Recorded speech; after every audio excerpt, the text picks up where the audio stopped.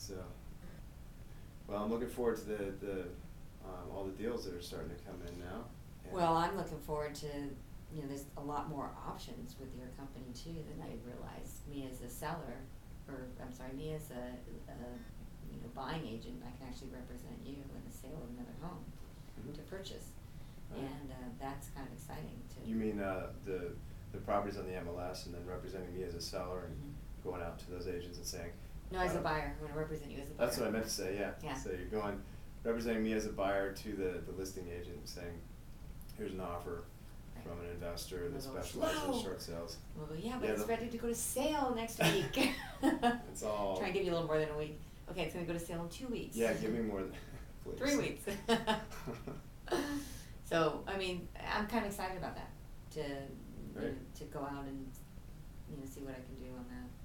But don't forget the unlisted sellers too. Oh well, we're working on those too. Yeah. Definitely. Are you going after FSBOs, expired listings, I don't go after the FSBOs. NODs? Mine are more, NOD lists? Looking at the houses that are coming out on the auction block. Notice of trustee sale. Okay, so the sort of, yeah. So the minute a notice of trustee sale is filed, it's going to that next step. That's the time when a house Mhm. is listed for me to step in and say, oh, they might need us. Mhm. Because now they're coming to the realization they weren't able to hold the notice of trustee sale up. Mhm. That's moving forward, it's gonna be advertised. Maybe they'll file bankruptcy, maybe they won't. But it would be a good opportunity to go in and talk to those listing agents and or them if Or the it's unlisted not listed. sellers. Or Yeah. the unlisted sellers. To talk to them about, hey, I have a buyer to you tomorrow. So I guess it is my destiny to save short sales or pull That's them right. out of the fire, because I wanted to kind of move my business over to the earlier in the process when I have all kinds of time to work on it, but because I Once can. you get the postponement, you have all the time. Yeah, but you're always under the gun to get Yeah. repostponed and so forth. But I mean, for better or for worse, that's become my Well, the sellers are ready at that point to say, whatever, I'm not gonna be able to save this property. right. No, that is. And that's I'm where not you arguing. need That a- is the best.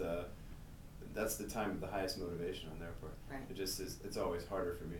So I just have to work a little harder on those deals. So I guess I have to work for my money. Yeah. I'm trying to think of the word I was trying to come up with, but I'm destined to be the guy who saves short sales or saves deals, from the fire, from the auction, because that's what I've done so many times, is come in at the last minute and pull it out, and people are like, how'd you do that? Yeah. It's just, I've done it a few times and you just kind of learn Well, you do it well. the tricks. Thank you. But yeah, I've had so many where it's just been right that moment where they've given up hope. Like, so many things have gone wrong. Everything's just looks like hell, and then they go, okay, we'll take your offer, even though it seems impossibly low. Right. And then just a matter of somehow getting the lender to do a new BPO, or ideally though, if you've got these situations where it's an unlisted seller, the BPO hasn't been done. That's the best. Mm-hmm. Is if the BPO has not been done, and I'm not trying to change the bank's mind about what it's Right. worth, but just come in with an argument for a conservative value on the property as their first impression. Mm-hmm. So, because any property on any given day, it has you can look at it from several different lenses, conservative or optimistic, and come up with a value that could be plus or minus 10-20%. Oh, easy, yeah.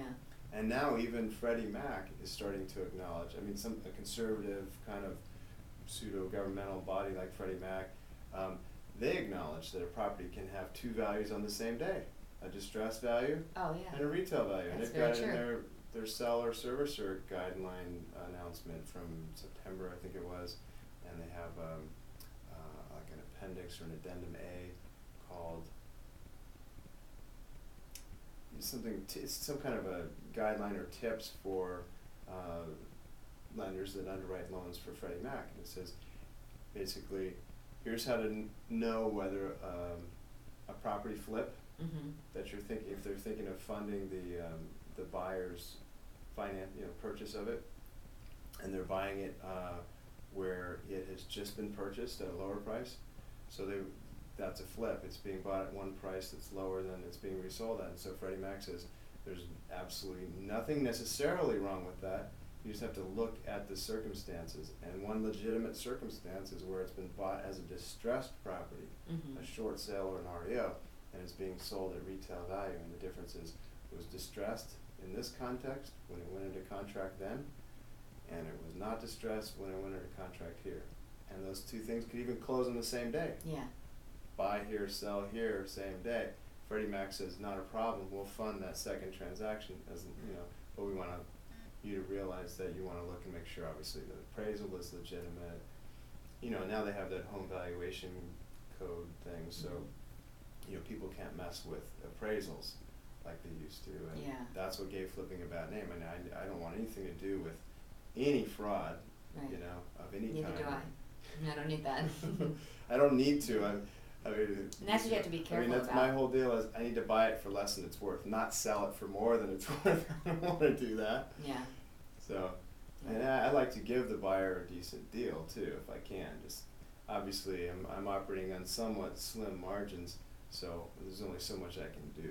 Yeah. Sometimes people think I'm going to get them a screaming deal. Oh, you're buying short sales. Can you get me a good deal? And I say, it depends what you consider a deal. Probably Right. not, you know. Yeah. I'm trying to sell for retail value or maybe a little less, but it's not like I can sell it for 70 cents on the dollar. Well, I so. think you're very reasonable. I mean, when you relist that house, you want it priced to sell.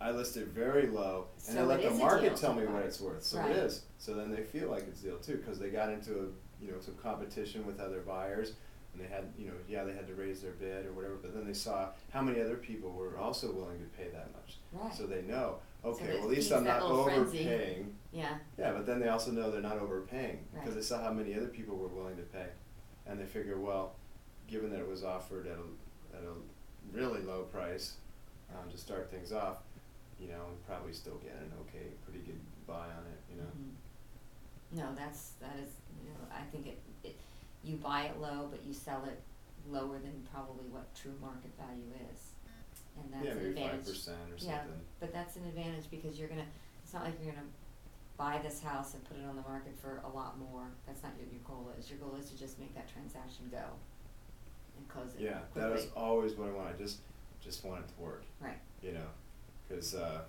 you don't wanna hold on to property, you just wanna make it happen. yeah. So, that's And definitely. it always makes me feel good that I can make the seller happy, listing agent happy. It's all about creating a relationship that, lays more eggs. Yeah, exactly. I don't know Right. not Yeah. laid an egg, but No. golden yeah, eggs. yes. That's what I meant. So, trying to create golden gooses out there. Mhm. So, I just want all the transactions to work for everybody involved. I want the seller to be happy, the listing and the buyer's agent. So, Well, I think once the seller comes to terms with the fact that I do need to do a short sale, which I think is the hardest thing for them to come to terms with, that they're kind of giving their house away, they have to really get to that point. And when they get to that point and they kind of go over that little hump, then it's kind of easy in the sense that they're now willing to listen to what you have to say and Right. what we need to do to make this happen. And they win, they reap a benefit